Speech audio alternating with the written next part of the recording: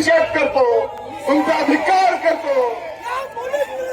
एकीकडे माननीय मुख्यमंत्री महोदय, माननीय उपमुख्यमंत्री महोदय, संपूर्ण महाराष्ट्राची जनता त्या आरोपीला फाशीची शिक्षा झाली पाहिजे म्हणून आपण पाठपुरावा करतो आहोत। आणि दुसरीकडे आपले डीवायएसपी त्या आरोपीला पाठीशी घालण्याचं काम करतात।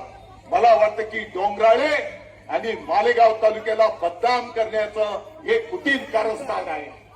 आणि म्हणून ज्या डीवायएसपीने हे कृत्य केलेलं आहे, कारण ही केस जेव्हा कोर्टात चालेल तेवढे पुरावे,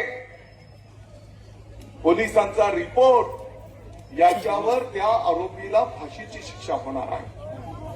माननीय मुख्यमंत्री महोदयांनी फास्ट ट्रॅक कोर्ट, वरिष्ठ वकील तज्ञ देण्यात निर्णय केला आणि कोणाच्या सांगण्यावरून तो डीवायएसपी त्या ठिकाणी स्वतःहून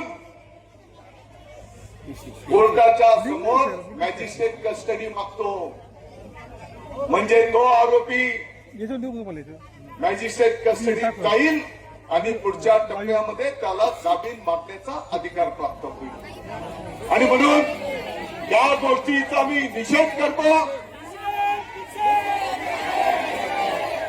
मालेगावचे आपले सर्व वकील महोदय कोर्टामध्ये उपस्थित झाले। मी स्वतः ऍडिशनल एसपी संधू साहेबांशी संपर्क केला, त्यांना मी सांगितलं की अशा प्रकारचं चुकीचं काम त्या डीवायएसपीच्या माध्यमातून होत आहे आणि यामुळे आणखी संतापामध्ये संपूर्ण महाराष्ट्रामध्ये लाट त्या ठिकाणी निर्माण होईल। आणि मग तो एनसीआरचा रिपोर्ट त्या ठिकाणी बदलला गेला आणि त्या ठिकाणी पोलीस कोठडी मागितली गेली।